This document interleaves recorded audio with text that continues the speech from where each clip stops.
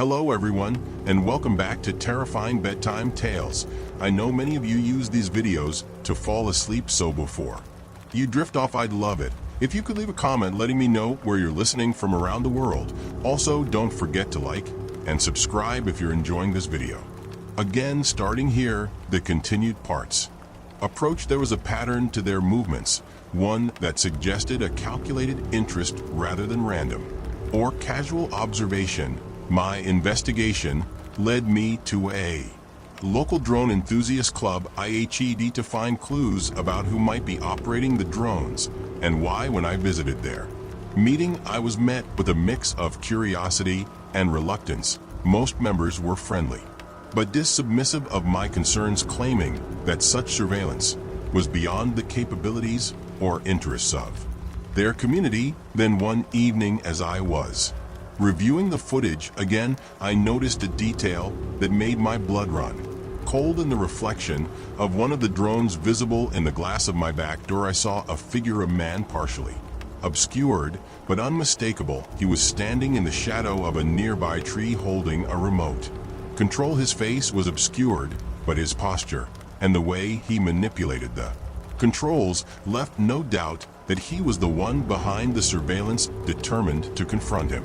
I took screenshots from the footage and showed them to the police. With the new evidence, they agreed to launch a more serious investigation. The next step was to locate the individual operating the drones. It wasn't long before they traced the activity to a residence a few blocks away, a nondescript house with no visible signs of suspicious activity.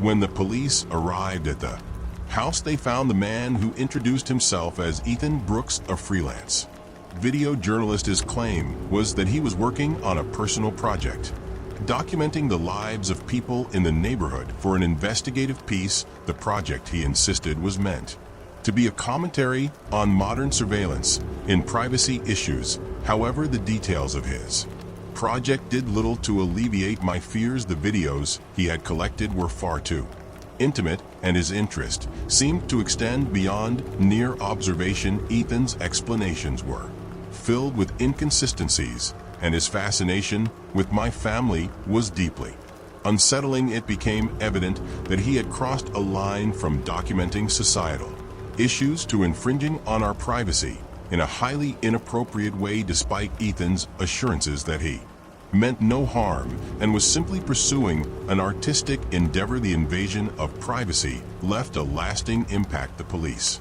issued a warning to him about the legality of his activities and confiscated his drones. He was advised to cease any further surveillance and to delete all the footage he had collected. In the aftermath, my family and I struggled to regain our sense of security. The knowledge that someone had been watching us so closely was a violation that was hard to forget. We took additional measures to safeguard our privacy, including installing higher fences and increasing our home security system. Ethan's intrusion served as a stark reminder of the fragile boundary between technology and personal privacy.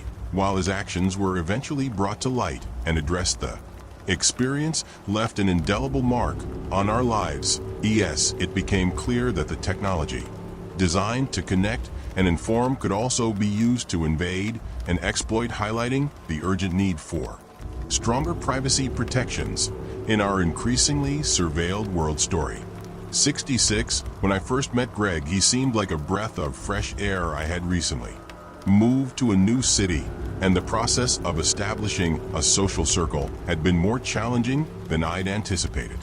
Meeting Greg felt like serendipity. He was charming, articulate, and had an effortless ability to make people feel at ease. His enthusiasm about the city and his genuine interest in getting to know me were refreshing. Greg and I bonded quickly over shared interests, music, literature, and a love for outdoor adventures. He seemed to have a knack for making every outing feel special. We'd explore new cafes, attend local music events, spend weekends hiking. Greg was the kind of friend who always knew the best spots and had an endless supply of anecdotes and stories to share. At first, his presence was a welcome distraction from the loneliness I felt in my new environment. However, as time went on, small inconsistencies began to surface.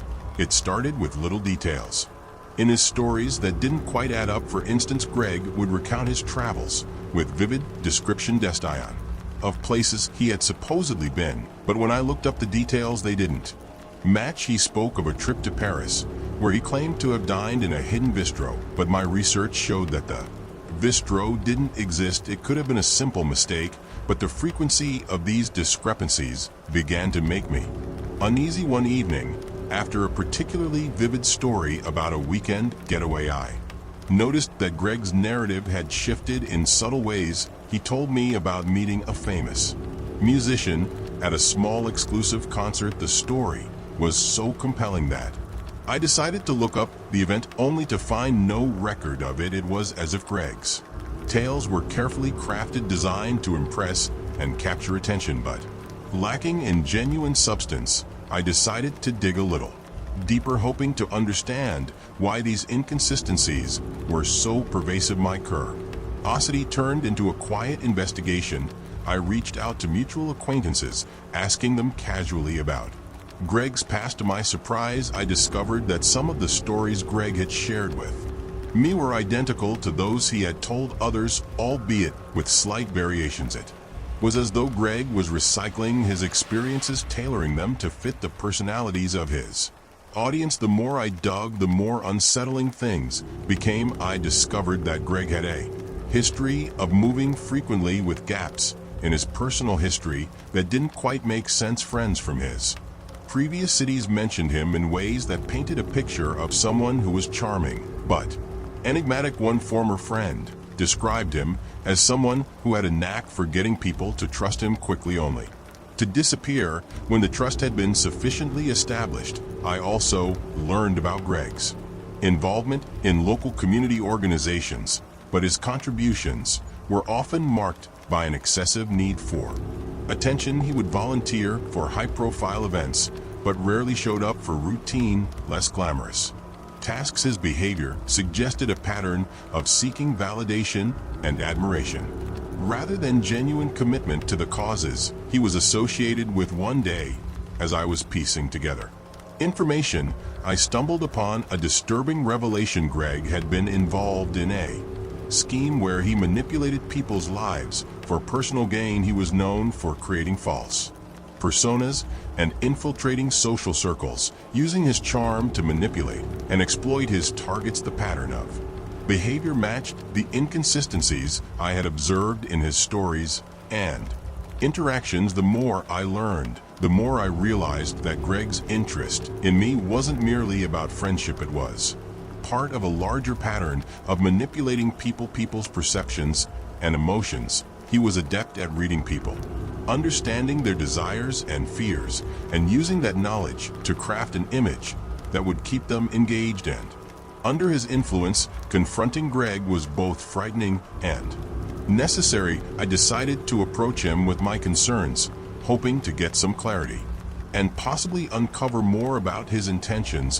One evening, during a casual dinner, I broached the subject gently. I mentioned the inconsistencies I had noticed and asked him about them. Greg's reaction was unsettling. He initially laughed it off, dismissing my concerns as overthinking, but as I pressed further, his demeanor changed. He became defensive, his charm replaced by a cold, calculating gaze. It was as if I had touched a nerve, exposing a part of him he meticulously kept hidden. He attempted to deflect my questions with evasive answers and quickly changed the subject, but the tension was palpable. It became clear that Greg's ability to manipulate wasn't just limited to his storytelling. It extended to his interpersonal interactions and his approach to maintaining control over people's perceptions of him. His charisma was a carefully crafted facade designed to lure and ensnare those who sought connection and validation.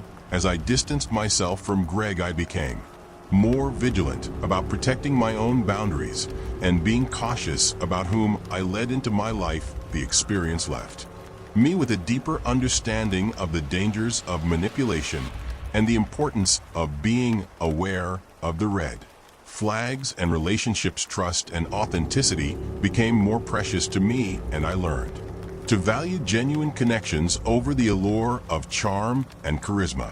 In the end, Greg's true nature was revealed through his own actions and inconsistencies his obsession with. Manipulating people's lives became apparent, and I was left to navigate the aftermath of his deceit. The experience was a harsh lesson in the complexities of human interactions, but it also reaffirmed my commitment to seeking authentic relationships and staying true to my self-story.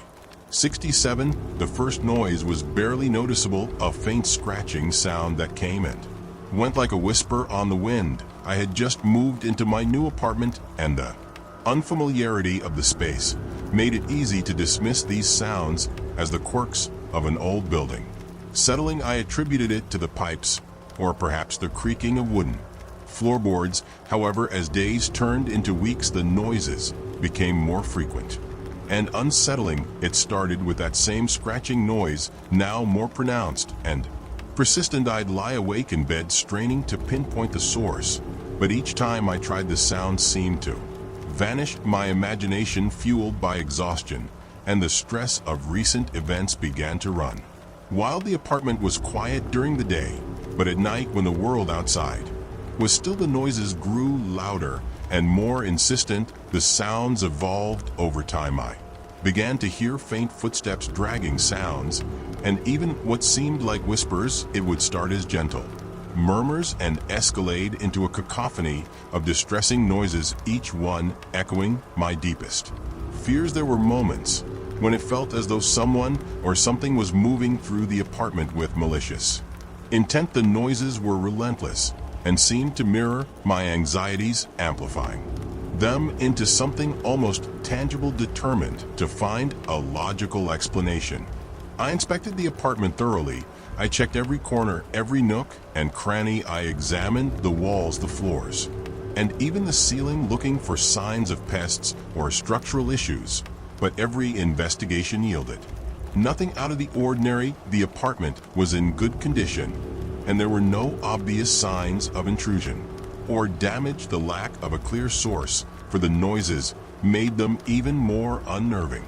It felt as though they were deliberately designed to unsettle me, to play on my fears. My waking hours became consumed by a growing paranoia. I avoided staying alone in the apartment and tried to spend more time outside. I installed additional locks and security systems, but the noises persisted. It was as if they had become a part of the very fabric of my life. One particularly unsettling night, as I lay in bed with my heart pounding, the sounds took a new form. I heard what sounded like a child's laughter, followed by the scraping of something heavy being dragged across the floor. The sounds grew louder, more chaotic, until it felt as though an unseen presence was pacing around the room. I tried to convince myself it was just a figment of my imagination, but the fear was overwhelming. I decided to reach out for help. I contacted a local paranormal investigator, hoping to find some explanation for the disturbances. They arrived with their equipment and conducted a thorough investigation. They recorded the sounds and used various devices to detect any anomalies. Despite their efforts, they found nothing conclusive. Their conclusion was that the noises might have been a result of environmental factors or residual energy, but they couldn't offer a definitive explanation. Feeling frustrated and desperate, I turned to my friends and family for support. They listened sympathetically, but were skeptical of my claims. They suggested that stress or anxiety could be amplifying my perception of the noises. While their intentions were good, their dismissiveness only added to my sense of isolation. I felt trapped in a nightmare that no one else seemed to understand. One evening, after weeks of relentless noise, I decided to confront the problem directly. I set up a series of audio and video recordings around the apartment, hoping to capture the disturbances and find some rational explanation. I spent hours in my apartment reviewing footage and audio files, looking for any clues that might explain the source of the noises. To my surprise, the recordings revealed something unsettling. There were intermittent sounds, barely audible, but present nonetheless. The footage showed no visible signs of disturbance, but the audio captured faint, almost imperceptible sounds of movement and whispers. It was as if the noises were deliberately hidden from plain view. Emerging only when I was alone and vulnerable, the recordings did little to ease my anxiety. The sound seemed to be taunting me, intensifying with each passing day. I began to feel like I was losing my grip on reality. The paranoia was consuming me, affecting my sleep and my ability to function normally. Every creak, every rustle became a source of dread. In a final attempt to regain control, I decided to confront the issue head-on. I reached out to a therapist specializing in anxiety and trauma. The sessions were both challenging and enlightening. The therapist helped me explore the psychological impact of the noises and guided me in developing coping strategies. We worked on grounding techniques and mindfulness exercises to help me manage the fear and anxiety that had taken over my life. Over time, I began to see a slight improvement. The noises continued, but my ability to cope with them strengthened. I implemented changes in my daily routine, focusing on self-care and building a support network. I engaged in activities that helped me regain a sense of normalcy and control over my environment. The source of the noises remained a mystery,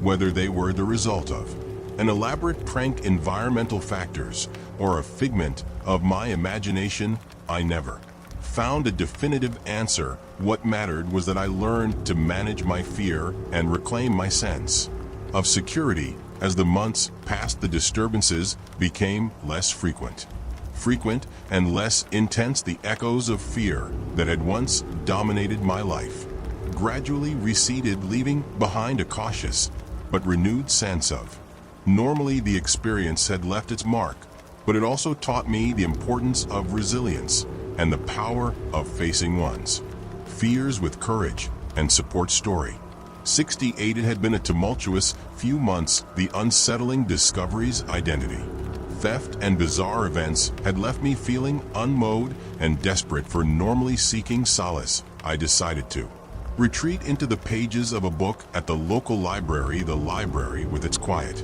aisles and the comforting smell of old paper, seemed like a refuge where I could escape my spiraling thoughts and find a moment of peace.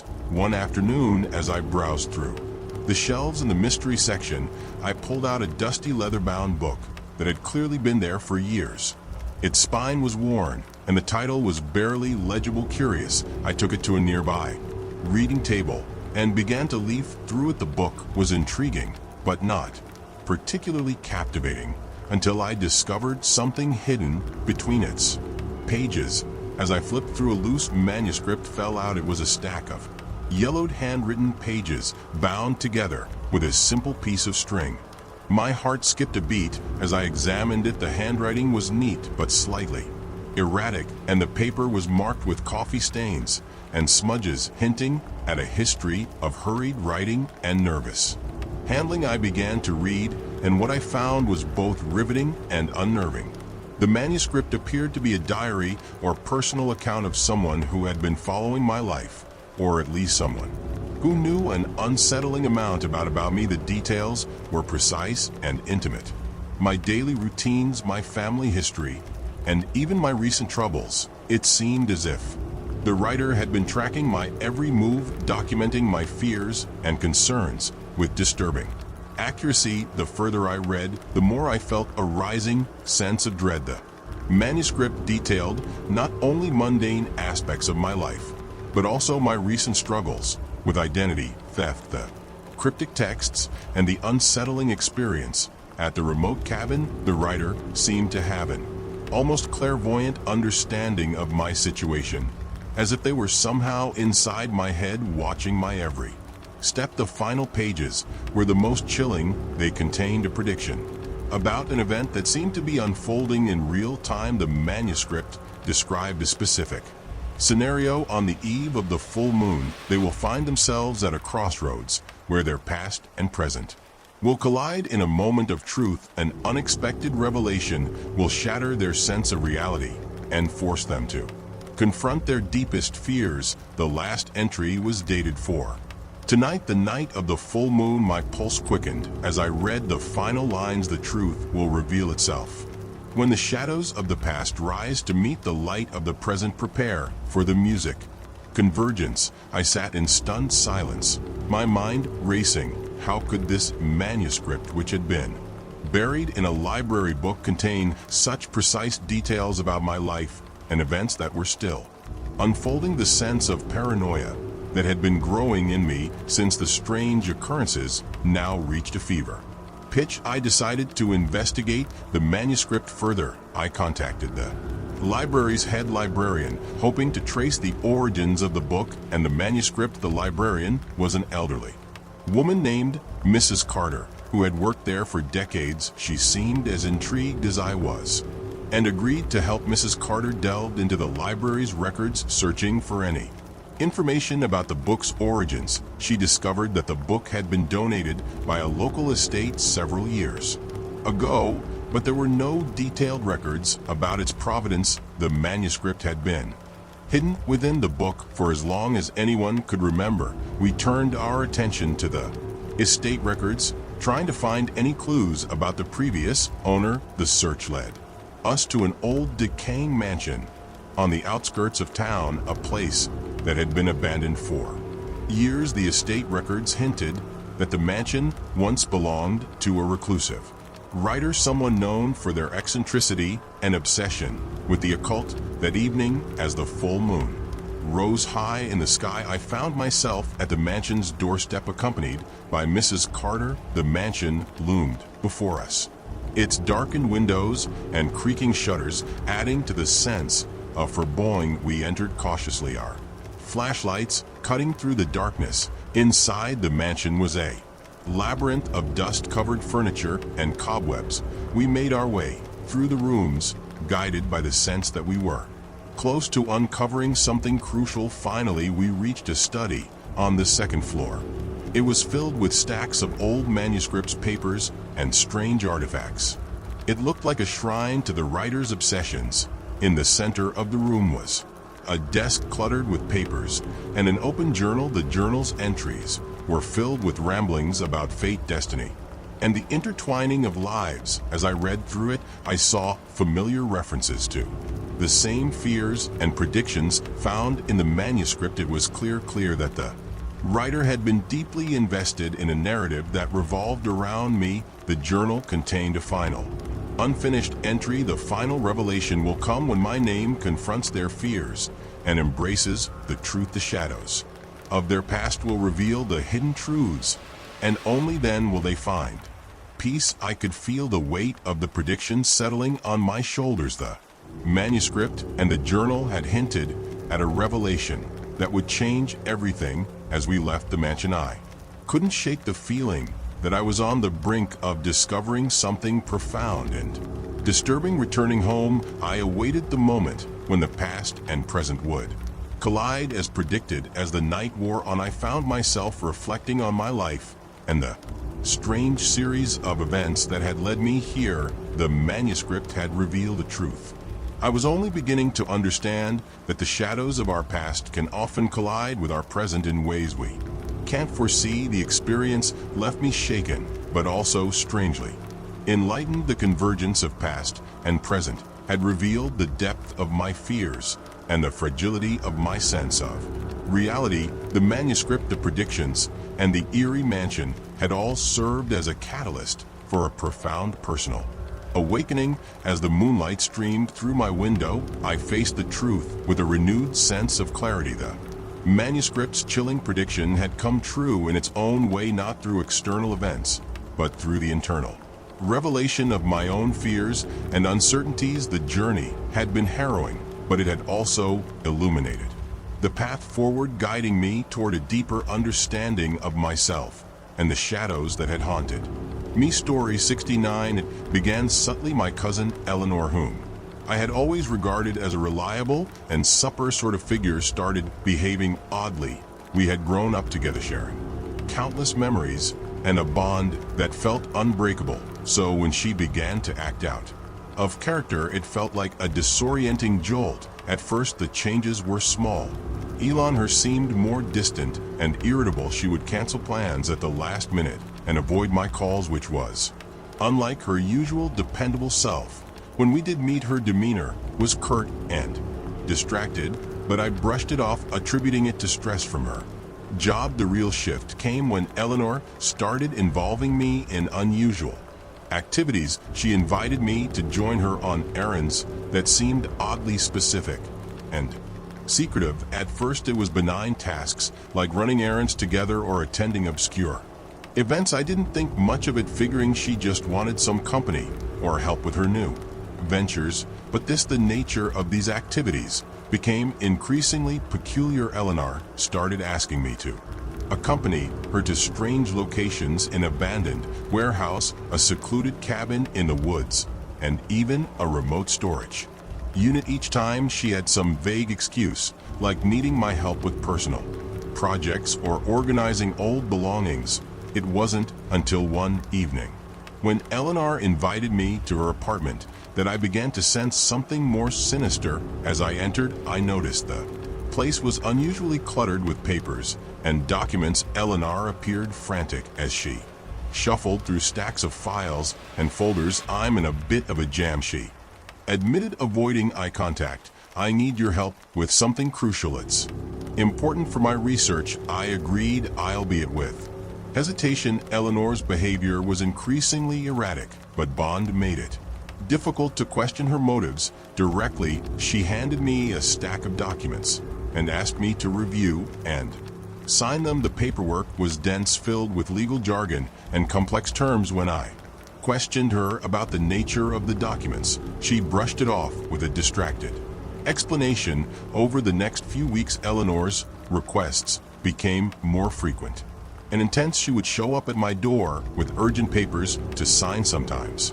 claiming they were related to urgent legal or financial matters. She often pressured me to act quickly, making it clear that any delay could have severe consequences. The breaking point came when Eleanor asked me to transfer a significant sum of money into an account she had set up. She insisted it was for a business venture that needed immediate funding. The account details seemed legitimate, but something about the request didn't sit right with me.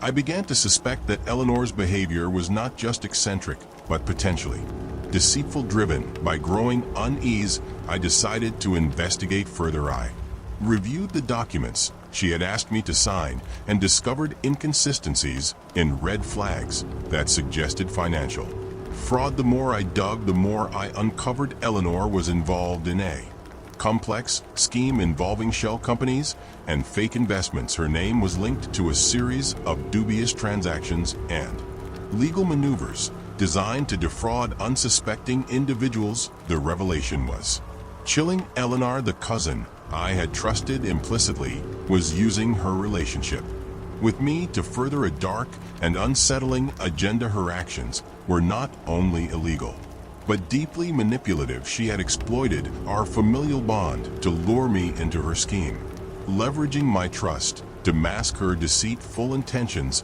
I confronted Eleanor, my heart pounding with a mixture of betrayal and anger. The confrontation took place in her cluttered apartment, surrounded by the remnants of her fraudulent activities. Her reaction was a mixture of panic and defensiveness. You don't understand, she shouted. I needed to make this work. It was the only way. Eleanor's desperation was palpable. She tried to justify her actions with a tale of financial ruin and a supposed desperate need for the money. She claimed that the scheme was a last-ditch effort to salvage her failing business and protect her from financial collapse. Despite her pleas, I couldn't overlook the fact that she had manipulated me into participating in criminal activities.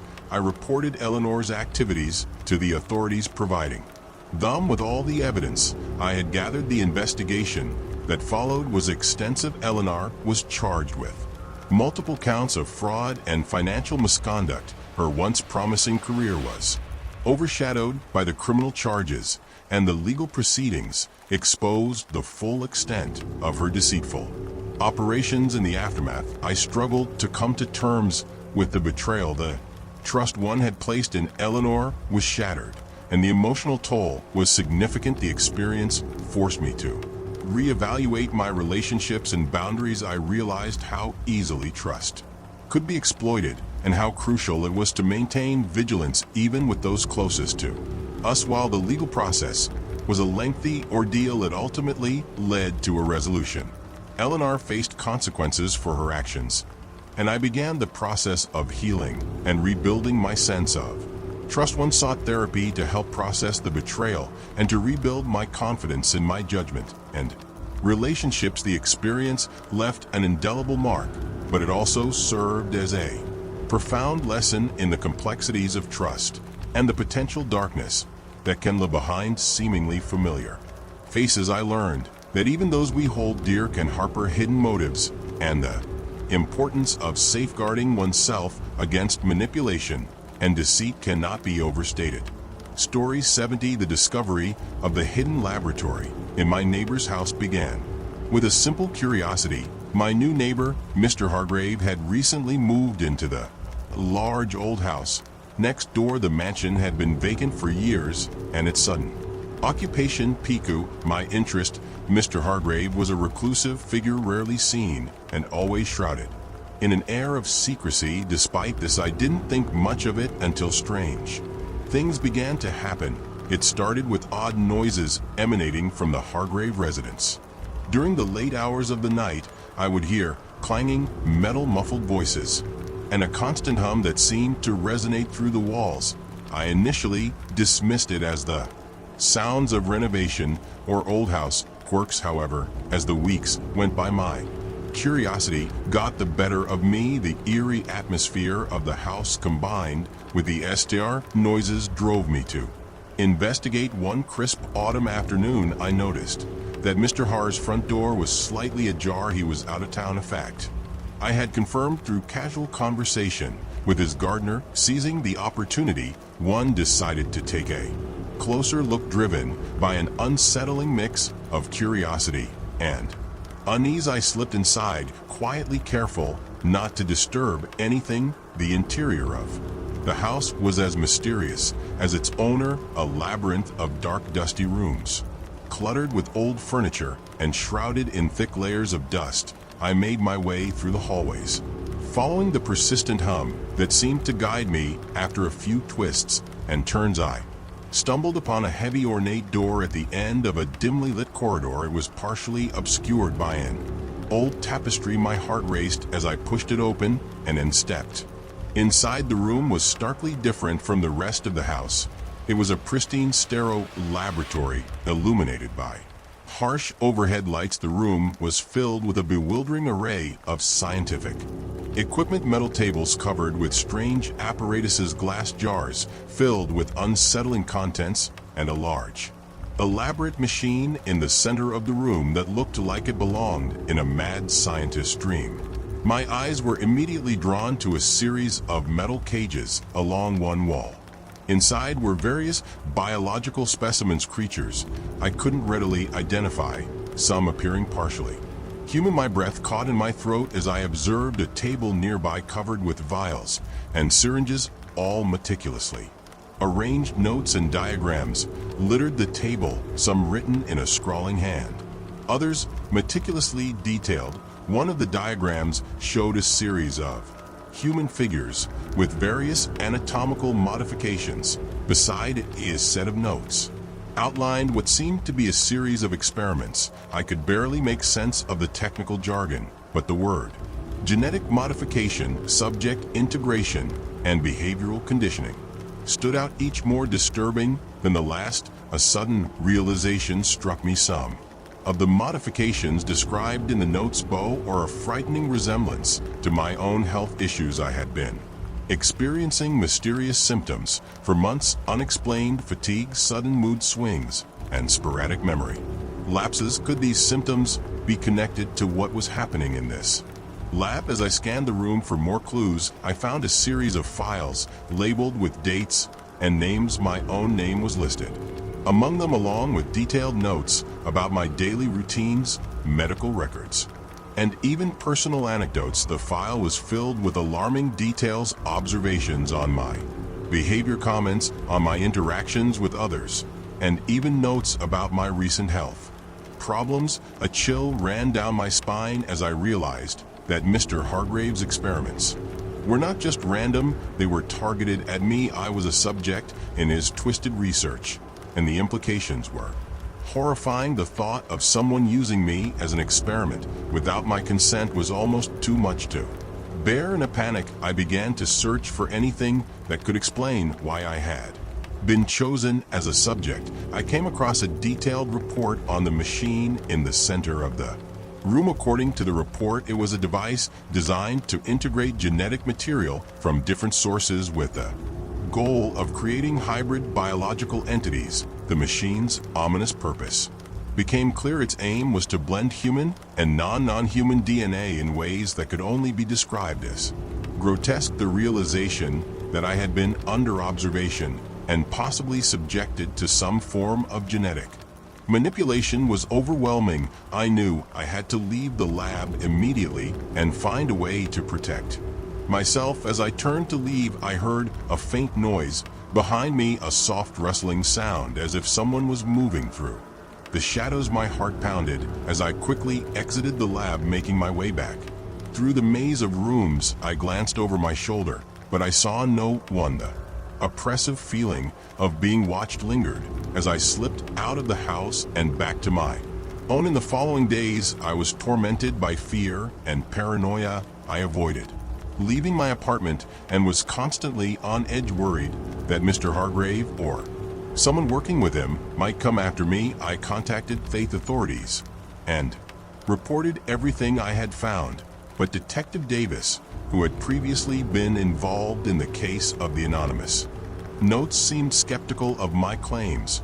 Without concrete evidence, it was difficult to convince them of the seriousness of the situation. Desperate for answers, I sought help from a trusted friend who was a biologist. I showed them the notes and diagrams from the lab. Their reaction was one of shock and concern. They confirmed that the experiments described were highly unethical and could cause severe health issues. They recommended that I undergo a thorough medical examination to assess any potential effects of the experiments. The medical tests revealed unsettling results. Some of the symptoms I had been experiencing were consistent with the experiments described in the lab. My health was compromised in ways that required immediate attention. My friend and I decided to go public with the information, working with journalists to expose Mr. Har's activities. The media coverage and public outcry led to an investigation that ultimately shut down the laboratory and brought Mr. Hargrave to justice. He was arrested and charged with numerous crimes, including illegal experimentation and endangerment of public health. The ordeal left me deeply scarred, but relieved. My health was monitored and managed with the help of medical professionals, and I slowly began to rebuild my life. The experience served as a haunting reminder of the dangers of unchecked scientific ambition and the importance of vigilance in protecting oneself from hidden threats. In the end, the hidden laboratory was dismantled and Mr. Hargrave's twisted experiments were exposed. My life returned to a semblance of normality, but the shadow of that dark discovery angered. It was a stark lesson in the fragility of privacy and the lengths to which some people would go in the pursuit of their own twisted agendas.